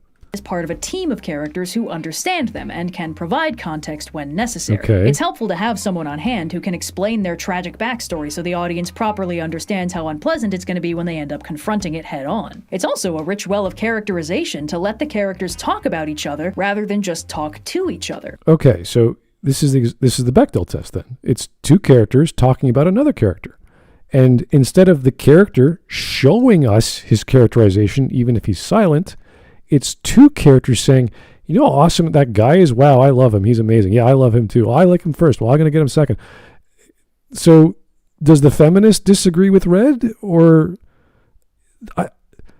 this is not, I mean, you can do it in a story, But why would you, when you have a good enough writer or creator can visually show or describe the feelings and thoughts of the protagonist without dialogue? I would agree with in spirit with an Enigma in the chat that if you have to explain the silent protagonist by another character verbally, then you failed at making silent. Well, think of comedy or drama, right? So look at One Punch Man's King is the greatest example I can think of, because he is such a comical character, but all the people around think, oh my God, he's so amazing, he's so powerful, and he can't do anything physically, right? He's a scaredy cat, but he never shows that off. He's always like hiding it. And because of his random storytelling, because the writer wants him to be lucky, things around him just resolve themselves, not because of him, but because of others. That is people and their expectations, and they're describing King as this super powerful dude, when in reality he's not a super powerful. He's just some guy. So. Did the end of what I said come through? That you failed to make a character if you have to a silent protagonist if you have to explain him by another character? Yeah, I heard that. Yeah. Okay. Yeah, I'm just trying to. Like, it can work. My I mean, microphone is just weird here. Yeah, for comedic reasons, for dramatic reasons, like everyone's scared of the guy, and the guy never does anything, but everyone's terrified, and they're telling other people, you gotta watch out for that guy. He's really scary. He's gonna kill you. Blah blah. And that's the idea. So it ramps up the tension. The same way a horror mystery or a slasher flick cranks up the tension with the music and the lighting and the camera angles and the short spaces and all the other cinematic techniques, the flash cuts or the fast, quick cuts where you can't quite see what the hell was in the mirror. And, there's all these wonderful techniques to build tension. And that's characterization. I would also comment that the example she has on screen here with Batman and Superman explaining each other and thereby showing their similarities is not fitting to the argument she makes or that she thinks she wants to make. Yeah. It has to be... It's a good idea because this is something spelled out to the reader that technically is possible to have picked up on for decades, but can be a nice story point to highlight. But it's actually, for one, it's not necessary in general. Two, this has nothing to do with the topic. Yeah, and the example should have been two people talking about a third person, not Batman and Superman talking about, was it each other? What are they doing? They're talking, they're describing each other to their respective sidekick in the scene. Yeah, that's a different dynamic entirely. My brain is just like, woof. Characters, not just silent protagonists, but silent protagonists make it more obvious why this is so useful. A character explaining their thoughts on another character doesn't just tell us about the character being discussed, it also gives us insight into the character discussing them. There's one other element of storytelling and the principle of show don't tell that silent protagonists highlight, and it's a little bit inobvious. It's the question of how much information the audience really needs. After all, a character who doesn't talk or otherwise communicate is a character who's limited in what they can communicate to the audience. Storytelling is a balancing act between under-explaining and over-explaining. What? That's... A hot dog is a balancing act between too many condiments and no condiments. Some like it raw. What are you talking about? The story is not a balancing act between... Who said this? Which teacher? Which writer? Storytelling is the ego of a writer wanting to say something. They have something to share with the world and they write it down. That's all it is. It's not Or are scared to publish any of it and then keep it in a drawer and it's only discovered after their death. For example, Emily Dickinson. Under-explaining and over... what the... I've seen styles of writing that were under-explained to to like the biggest sentence was like 7 words. Everything was it Michael Crichton books? They're very punchy. They're very punchy descriptions. Over-explaining is just not done unless you're read. Over-explaining is very obvious bad writing. Yeah, it's like you never go that far. You get to a paragraph level and you're like, okay, that's enough. Let's start a new action or new idea. And then again, you go back to very punchy, very specific ideas and getting clarity on that idea and expressing it well. Can I say it? Sorry? I have an example that over-explains. Over-explanation is a run-on sentence or a comma splice sentence or just one sentence in a paragraph that or multiple adjectives in a row. Also repetition a lot. It depends. Repetition can work. Especially bad it happens. If it's in dialogue, you can get away with it more often because that's the characterization of the person who's just using alliteration or they got a stutter or whatever. With the narrative, you can get away with that if the narrator is supposed to be doing that by their nature. So a magical, whimsical narrator that likes speaking in poetry, for example, will rhyme certain words certain ways. So I wish there had been alliterations or right. Aside from literary interesting things, where's my language today? Every bad thing you mentioned is book 4 through 6 of Dune. Oh no, don't bring up Dune, please. All of it. It's no. all of those bad things. No. Explained and wrong. No more at the same time. It's great. Don't read it. All right. Anyway. let's rewind that just to make sure we're not going crazy. And we didn't hear that improperly. After all, a character who doesn't talk or otherwise communicate is a character who's limited in what they can communicate to the audience. Storytelling is a balancing act between under-explaining and over-explaining. Okay. If a story doesn't explain enough of its core mechanics, premise... The story does not explain its core mechanics. Are we talking about... She's mixing up world building. Are we talking about a video game now, or are we talking about a book? Like, what do you... She's now conflating world building with storytelling. If I don't know how the magic system works, an audience might then find the themselves story lost can't and adrift in understand. a collage of stuff happening for seemingly no reason. But in contrast, if a story explains too much, an audience can get bogged down by exposition and the haunting feeling that there's going to be a test later. Writers, especially writers whose stories contain a lot of complex world building, frequently want to make extra sure that their audience isn't going to get confused or bored trying to navigate their story, which means making sure that the audience gets all the information they need to understand what's going on, why it matters, and how all these characters work. But almost any audience will tell you that getting a big exposition dump where someone just explains what's going on is not a very effective way to get them up to speed. Yes, it's technically communicating the pertinent information in the fastest summarized route, but how many of us will cleanly internalize and memorize 3 block paragraphs? I'm sorry, are we doing intros to stories, or are we doing silent protagonists? What is this? Why are we doing this? This is like if I'm teaching a lecture on how to start your story, and I completely forgot about that. And let's talk about characterization. It's like, no. Stop changing gears. Go focus, Red. No. Especially if we get smacked with them before we've even met any of the characters we're supposed to care about. And more importantly, how much of this do we actually need to know to understand the broad strokes of what's going on? You can watch a Star Wars movie without reading the opening crawl and you'll still get everything that matters, because you don't need complex sociopolitical world building to understand Space Nazis bad. Space Nazis, really. The opening paragraphs of A New Hope only look big because it's very big letters with very few words per line. They're just 2 small sentences per paragraph. It's just 6 little sentences. It's really, really short. It just looks massive because it's big letter. Okay.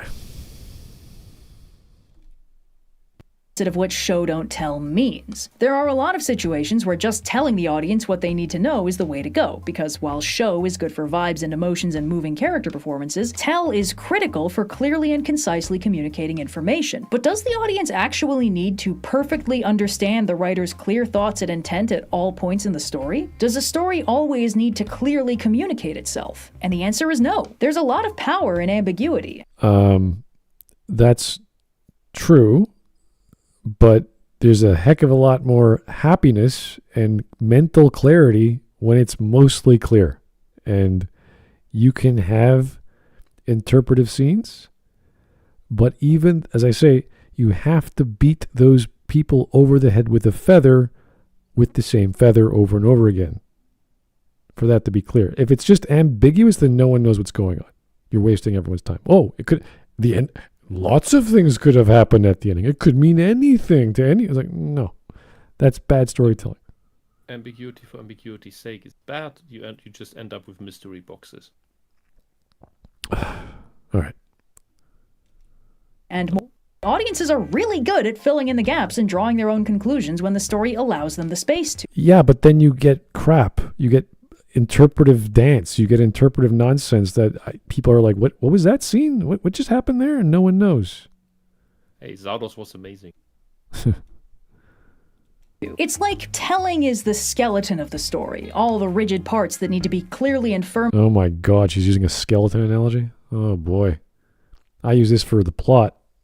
The plot is the skeleton, or the bone, and everything that hangs off it. It was all the subplots and the composition and all kinds of other jazz. Oh, jeez. Yeah, this is actually a good point to ask Red. What does the audience actually need to know? I'd be interested in what she thinks that is. Within the framework of, I'm assuming, characterization of a silent protagonist? Because right now, she's off on two tangents. So, I don't I don't know what this video is about anymore. Show don't tell, I guess. Make sure the bones hold together.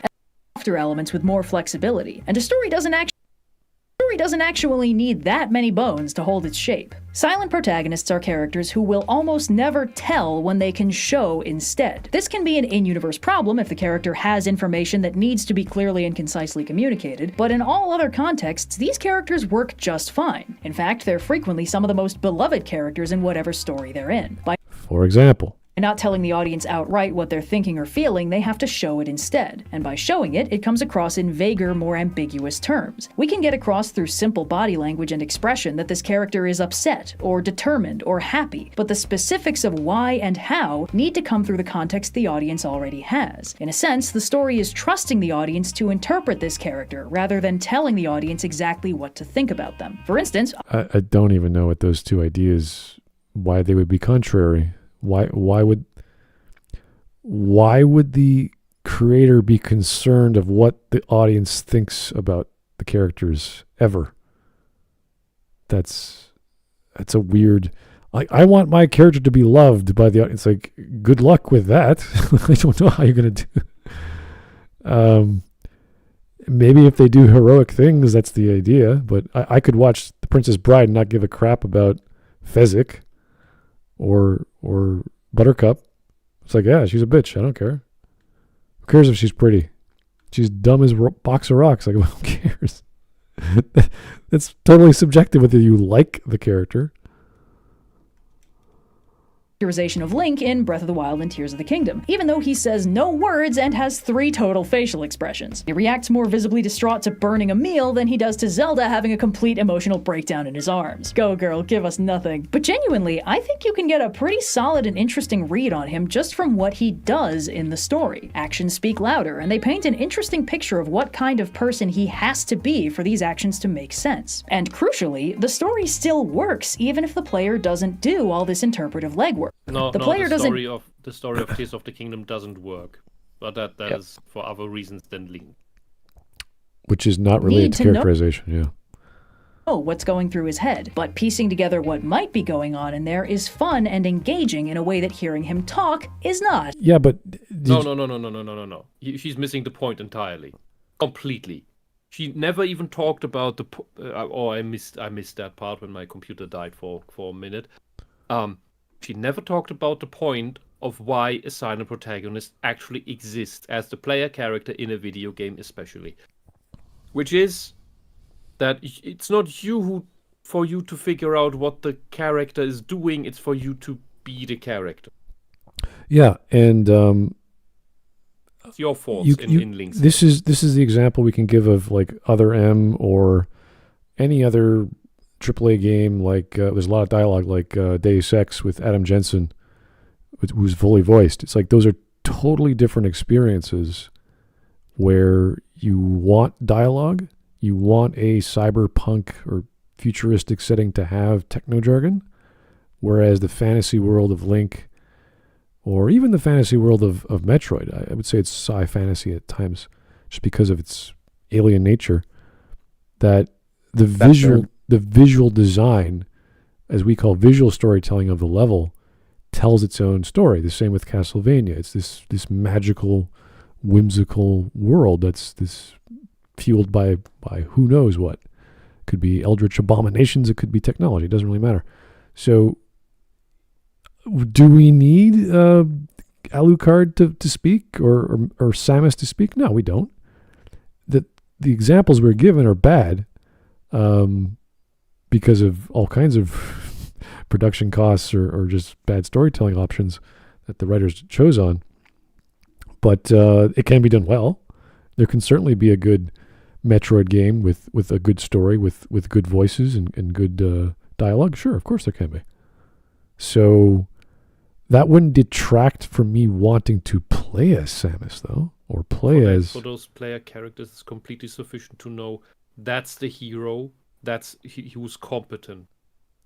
Right. That's all relevance we have. Yeah, it's like I say Link and Samus are similar because they have like this Swiss Army knife of options to tackle a problem, whether it's combat or navigation, and that's the nature of the game.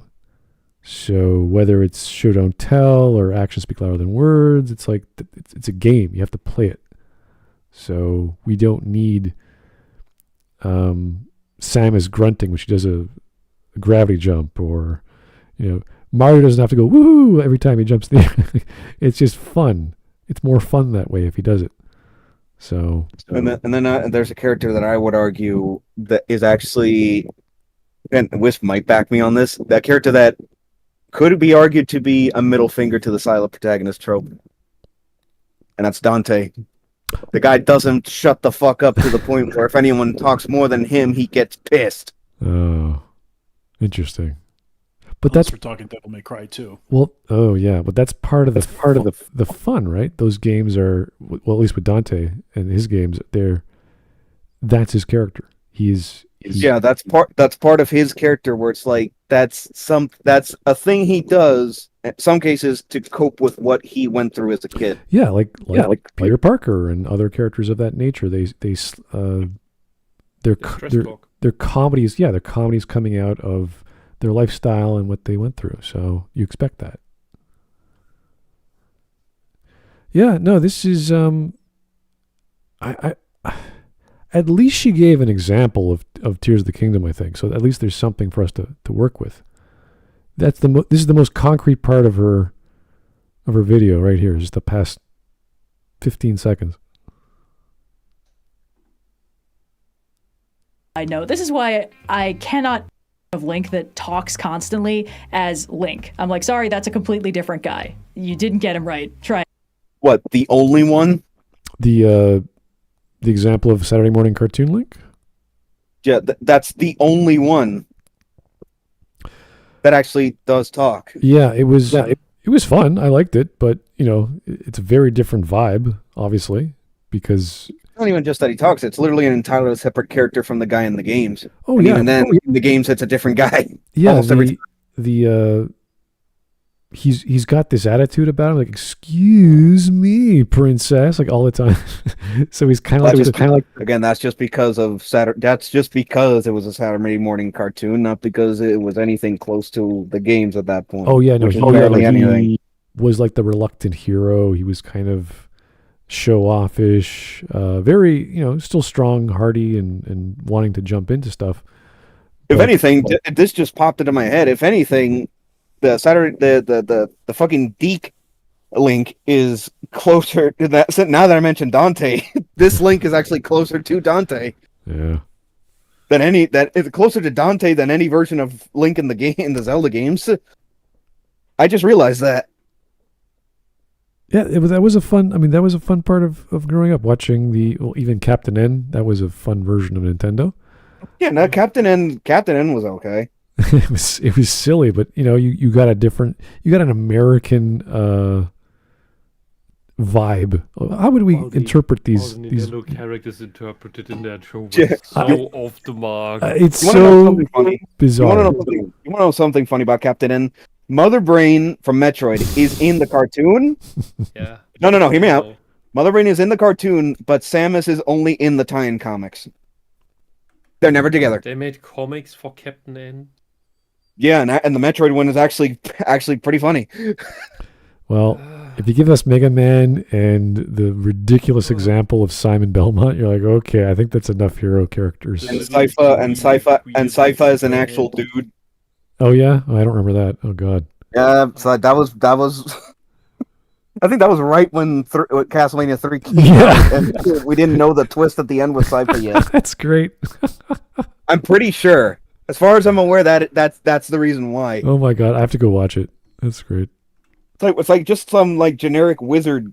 It's short wizard dude. That's Yeah. like I'm just like I don't know. It's like either we didn't have the game yet or we just got it and people didn't know the twist yet with her. Yeah, that's funny. Jeez, because throughout the game, you're like, oh, just some person in a robe. You have no idea what they look like, and they're Yeah. weak. And they're weak. They have like three skills, and that's it. And you're lucky to. And even then, the only way you know that Sypha's a woman is if you beat the game with her. Yeah. Anyway. Well, I gotta just like stretch my neck a little bit more. Keep We're awake. almost done. Yeah, I gotta. Oh. Has Just she a minute left. has she Just a minute ever left, Smud. mentioned Just a minute left. has she ever mentioned the silent protagonist as the necessary player character? Not the association, aside from mentioning that it has it gives you the option to be associated to the player character. Yeah. And by extension to that, she also did show clips of the Dragonborn as well, Yeah, but which that's- is also blank state. But even then, So, Yeah. but that is at best implied. That is weak. She This is the one should. thing she has to I know. spell out in full because that's what this whole thing is for primarily. Yeah. See, the And that's why the it's a gamer failure. the gamer who would talk about this trope would talk about Bethesda games and then bring up Fallout 4 because you can clearly make the example from Skyrim to Fallout 4 and say, okay, here's how all their games worked previously, and then boom, why did this work or why did it work? That would be the easiest thing to do because there's so many examples of good dialogue and bad dialogue in Fallout 4 and great dialogue in all the Fallout games. So, and mind you, she's just now talking about the Zelda stuff when she showed Link alongside the three other guys in just in one fan art image earlier in the video, like closer to the start. So I'm just like, what? yeah. You're not even going to talk about Gordon? Yeah, this should have been 100% all about the top 4 or whatever one she picked for video games, silent protagonist, and run with it. Like, I think Dragon Quest would have been my pick because... Well, again, she showed the ones that, like, the big name, in terms of the big name, she showed all 4 of them, and we called every single one of them. Yeah. Link, Gordon, Chrono, and Mario. Yeah, I don't know. It's a... Just with those guys alone, you have a video with the silent protagonist trope. Oh, yeah, you could do a whole video with Gordon. There's so much content. Yeah, you could. And she hasn't mentioned Gordon once other than that one image. I would have loved to jump then into, like, the first Silent Hill when we had the PSX and they had voice acting and they chose to go that route and why it worked and why it didn't work and what's the characterization of Jill and what does that mean and da-da-da. That would have been great. Simple. Not hard to do. No, that would have been a good video. Yeah, and why we had that technology jump and, like, because we had talking protagonists in the 90s, before the PSX, but they were like adventure games and like Gabriel Knight. They had certain like specific platformers, like Gex when Shut the Hell Up. oh god, that was that's a But great in, example. but in a good way, because we like those quips, we like that characterization. But still, Yeah, but we have to put it within the context of only video games, not side characters in movies and animations and whatever. That's silly. That is you're jumping rails. You should not be talking about the mute in a story where everyone's mute or whatever the case is. Like that's focus on the trope. That's all you gotta do. yeah, and gaming has more than enough that fall under the trope. Well, it is a gaming trope. It's not anywhere else. So you have to talk about gaming. Well, there's things here and there outside of gaming, Well, but it's being used mostly in gaming. You could compare to characters who are mute in movies as I get the foreign person who can't speak the language and the body language. There's all kinds of jokes with Jackie Chan. So you could use that as, this is a good comparison to understand how to use it in gaming. But ultimately, the trope exists as a protagonist main character in a game. And, Persona is a great example. There's so many examples we can jump into. Yeah. And she barely mentions Zelda. Anyway. Right at the end of the video, she tackled Zelda. Jesus Christ! When you'd think that would have been like bullet point 1 in terms of the video, right after explaining the trope in the first place. Instead, it was Tackle is the right word because she just bumps into it and runs away. It was all theoretical. What I like to think about in my brain for 10 minutes about nothing that don't Jesus. exist. Well, okay, the Transformer example might be true. I don't even know if there's was Prime, did it have a secondary antagonist that was talkative? I don't remember. Talkative, I guess you could say Knockout. Okay. Like, he was pretty smarmy, was pretty egotistical, but mainly just Megatron, and he mostly came to himself. He wasn't silent, but he definitely only when necessary. Right, yeah. Meanwhile, Knockout couldn't help but run his mouth off every other fucking episode. Plus, we're talking about an antagonist, not a protagonist, and I don't know if that's ever going to be effective. Anyway. Which, the best you could do for protagonist in that show is Bumblebee, but even then, he still, not only does he still have some way of talking through the beeps and boops he does, but also, by the end of that show, he gets his voice back anyway. Okay. Yeah, even the Michael Bay movie. They fixed his voice at the end of the Michael Bay movie, the first one, and then in the second one, it's it's back to being broken again. No, but in Prime, in the aligned continuity, when he got his voice back, it stayed fixed. Just a matter of context with that one. But I mean, ultimately, that gag was taken from Michael Bay to begin with, and aligned continuity just took it, ran with it, and did it better. Anyway, so yeah. All right, we're less than a minute. Oh, we got a full minute. Anyway, just over a minute left, and only now talking about Zelda, which is one of the biggest examples of this trope in gaming. All right. Again. And I think that act of interpretation is why these characters get so much love. In order to understand them, the audience has to meet them halfway in a way that more telling-heavy characters don't require. No, it's not halfway. There's no speech. There's nothing for them to use. They're silent. Halfway would be a few sentences, a grunt, an emotive thing using their voice. So no, Zelda has ha, yeah. Yep. That's it. That's all you get out of the guy. But the thing is, the one thing women are really good at is projecting themselves onto all the little dolls they play with. But Okay. somehow Red fails to do that with Link. Why is your projection broken all of a sudden? Yeah. What? Why are you doing everything wrong? Even the thing you usually do. What is going on? Trust on the writer's part to give the audience a character than understand. But that act of trust is also intrinsic in storytelling as a whole. A story doesn't exist without an audience, and the creator of that story always has to trust that their audience will meet that story halfway, engage with it in good faith, and put together the parts that aren't explicitly spelled out. What is What is she doing? What are you saying when a story exists without an audience? It's just that nobody reads it. This also feels like it's from earlier in the video and just moved over to the end here. I have to meet the writer halfway. What? What are you trying to say? What's going on? Does having a dialogue or does having a protagonist that has dialogue meet me all the way? Like what? What are you talking about? Really weird teachers.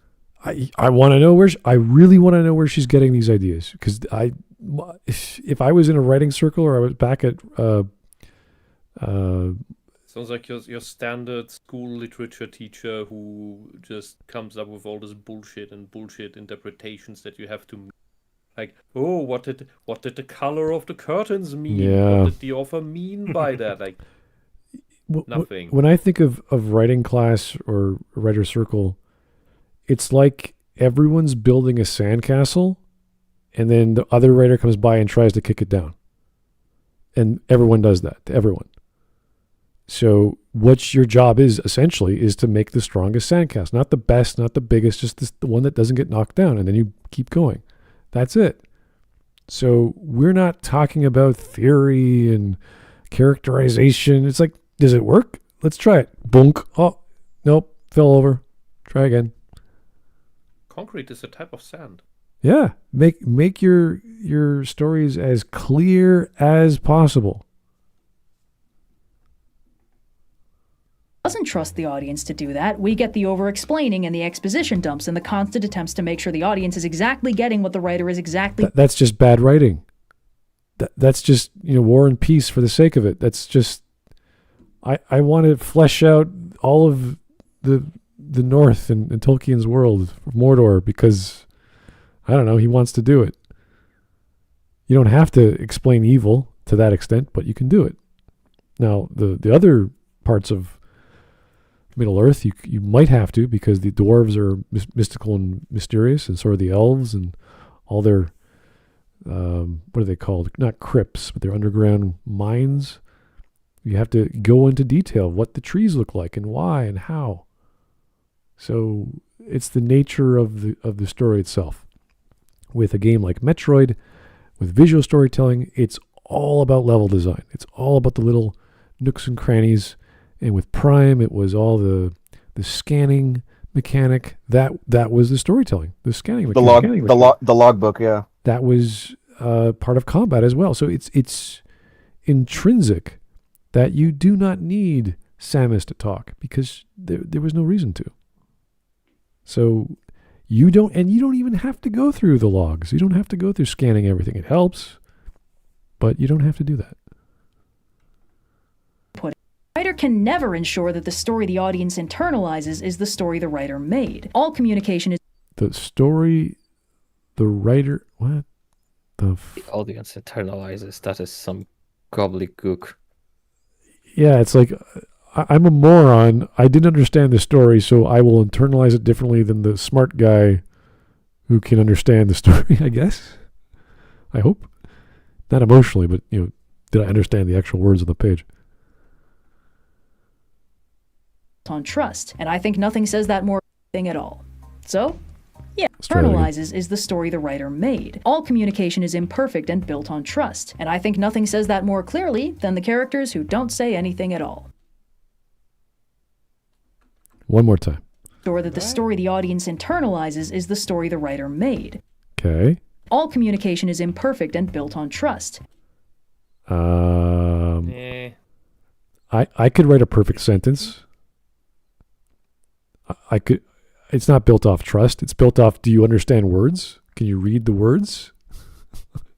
2 + 2 is 4. Can you understand that? If you can't, I can't. I'm not going to explain mathematics to you in my story. I'm just going to say 2 + 2 is 4. This goes back to when you described her as people just doing interpretive dance to each other. I don't... Good communication is not interpretive dance. Interpretive dance is actually quite bad in communication. Yeah. Too vague. But to her, everything is vague because everything is subjective. Yeah, so when she says all communication is imperfect, I'm not saying the the language you use to speak and write is perfect, but you can write an idea down as clearly as possible. I know how she said previously that you don't want to make it too clear or not clear enough. It's like, well, I would err on the side of clarity 94, 95% of the time, and the rest is like, okay, I can interpret what's going on without dialogue. I'll use visual storytelling. I'll use description. I'll use the rest of the narrative to guide the audience in that direction. And then you get into stage production, you get into camera angles, you get into music cues, you get into lighting, you get into all kinds of visual communication methods. So I'm not saying she's wrong, but I don't understand how communication is built on trust. I don't know what that means. More clearly than the characters who don't say anything at all. So, yeah. That was failure out of red. Oh, God. I gotta get a drink or something. People pay for that. There's memes first before you do that. Memes. The memes will cheer you up, Smud. Don't worry. Just go for it. Memes of red do not sound very cheerful. Let's see what we got. Okay, British cigarettes. What? Started with the Dark Seraph. It's the good shit. It's gonna make me want to start smoking if I keep watching her stuff. Oh, this was great because when I watched this show, my dad was there in the room. He's like, "What the hell is wrong with this guy? He keeps saying the same line 4 times a show." At least this was the kind of show you could riff on and laugh at. Oh yeah, it was so fun. Oh God. Women. Yeah.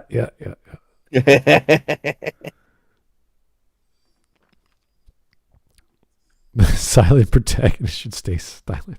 Starter pack. I mean, if you want to make the argument, sure. I'll definitely make it for other M. But on the other hand, the way Fusion did it, where it was just actual genuine dialogue coming out of Samus, it was actually pretty good in Fusion, and it was pretty good for a GBA game, I might add. Oh yeah, Fusion was a really fantastic. And also the Crash one was just for like a single commercial for Crash 2, where it was Carlos Alazraki voicing him. Yeah, it made me think of Jack and Daxter as another silent protect. Well, yeah, sidekick, I guess. Well, just in the first game, though. Yeah. Unfunny, quippy dialogue pilled. And the Chads. I wouldn't say. I wouldn't put Trevor from GTA 5 with all these other clowns. Yeah, and 4 was. At least Trevor was fun to watch. Oh yeah, Fallout 4 is situational because some dialogue is actually pretty good and some it's pretty bad, so it's mixed bag. I don't know. Yeah, I don't know most of these others. Yeah, I know most of the ones on the Chads. It's like Gordon Freeman, Master Chief, Samus, Doomslayer, Claude Speed from GTA 3, Chell from Portal, the Dragonborn, Link, the Gen 1 Pokemon trainer, which is Red. And I don't know the good red. The real red. Well, just Red. And I don't know who that last guy is. That red and blue have that named last one, themselves Ginga, that's Jack from BioShock. I recognize the sweater. Really? Oh, okay. BioShock. Yep, that's another good example. Jack from BioShock. Huh. Okay, yeah, and also Jack from the first Jack and Daxter. Yeah. But then again, the way they transitioned him over from silent protagonist to one that would talk, it's like it was fine for how they did it. And also, it's like you can't entirely blame it because that was during the point where a lot of developers were trying to cash in on the GTA 3 bandwagon. Okay. But yeah. Well, that's just cruel. I mean, that's just red. That's just this channel in a nutshell. The red and blues channel. Me listening to Red ramble on. Yeah, make it stop, and then you can make it stop. This isn't it's from the Deadpool 2013 game. It's like this is when Cable first shows up in the game. You have this whole cutscene of him explaining the consequences of if Mr. Sinister wins in this basically story. He was explaining the plot. Basically, he was explaining Mr. Sinister's evil plan, and Deadpool's just I don't fucking care. Yeah, explaining Sinister's plan and how it affects Cable's future, and then it just reaches this point in the conversation where it just goes to it muffles Cable, and then it just has Deadpool just suffering through the jargon, and you literally get the prompt to make it stop, and then he shoots himself. Yeah, Cable being muffled sounds more like the parents from Charlie Brown. You know, wah, wah, wah, wah, wah, wah, wah, wah, wah. More or less. I'm pretty sure that's the reference anyway, considering it's Deadpool. I think so, yeah. But yes, like you can literally make it stop. Press button to make it stop. Deadpool just shoots himself in the head. This is Such a great game. Red when she tries to meet writers halfway with silent protagonists. Yeah, I have no idea. Yeah, that's pretty much that statement in a nutshell. I still don't know what she means by that. It's just like, Red on the left, writers on the right, and then the silent protagonist in the middle. Look, I think she means you have to accept whatever gibberish the author writes and give it a positive interpretation that it is certainly the thing that was intended, even though it wasn't. Because all writing is good. Sure. all right, babe, where are you? Then the last one. I thought we agreed to meet in the women's section. And babe is, and then the cleaning aisle. That is good. I like that. That's cute. I see what you did there, Seraph. Well played, good sir. All right. That's it.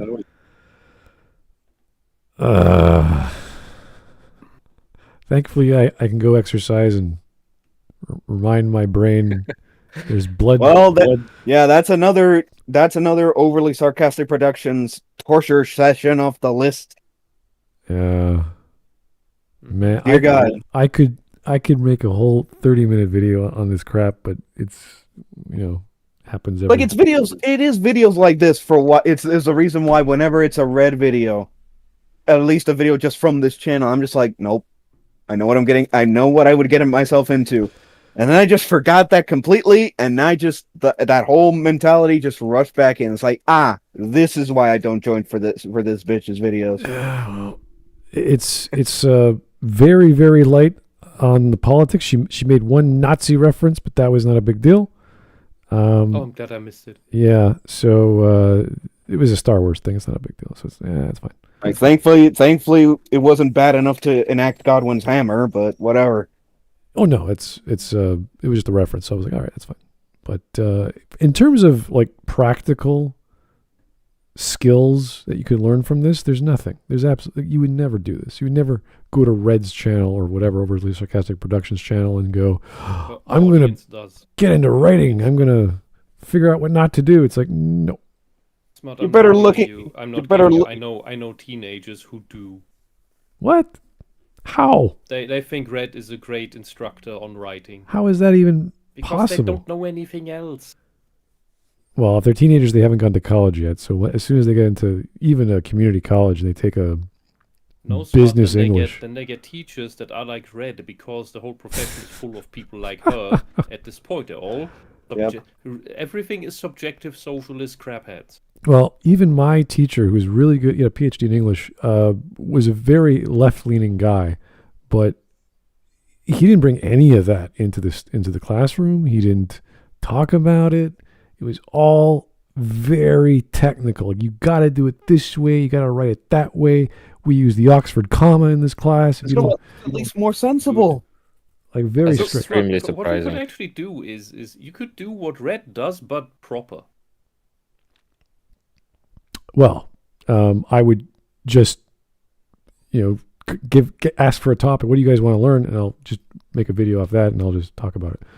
You're better off just looking at the list of her videos, writing off every trope she talks about on a list, and then just going to TV tropes for the information instead. You're better off going to TV tropes than this bitch. Sometimes. No, what you could do is every writing aspect that she touched upon in a video, like the one today, is a topic you can correctly talk about and make a dedicated video about, and then people can actually learn how to write properly. That'd be funny. Yeah. not responding to overly sarcastic productions, but how to write using the worst example or teaching method and then doing it right. Yeah. That is a way to learn, because you show the exact opposite, or the negative ballpark you should never land in. And don't do that. Just don't ever do that.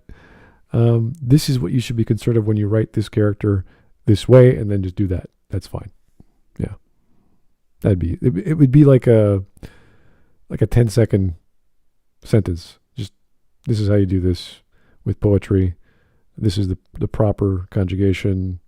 Hit the period there, start a new idea. Always have the suspense at the end. All basic stuff, right? All the hooks you want. It's really all just hooking. Writing is, because I could have a slice of life. I could have a heavy plot. I could have multiple plots. If you don't like the writing, if I'm not hooking you in, doesn't matter. It's kind of like photography forums. I don't know if you guys care about pictures or paintings or whatever. There's dozens and dozens of techniques. Mm-hmm. It all comes down to, does it look any good? Does it draw you in? Does it make you want to look at it more than 2 seconds? Like, if it does, it's good. So anyway, that was fun. That was just sad, fun, crazy. My brain is like, The usual OSP trash fire. Well, no, it wasn't that bad. It was just some of those things she said. I'm like, no, wrong. So bad. Anyway, yeah, definitely got your brain in gear. So we will talk to you guys later. Hope you're having a great weekend. I got lots of stuff to do next week, but that was a nice desire for whiskey experience. Now I need to get a drink and do some exercise, and I'll feel a lot better. Anyway, thank you guys for the suggestion. We'll see some more later. Keep the suggestions coming. Keep the voting going. And we will talk to you soon. Have a good night. Goodbye, everyone. Bye. Ooh.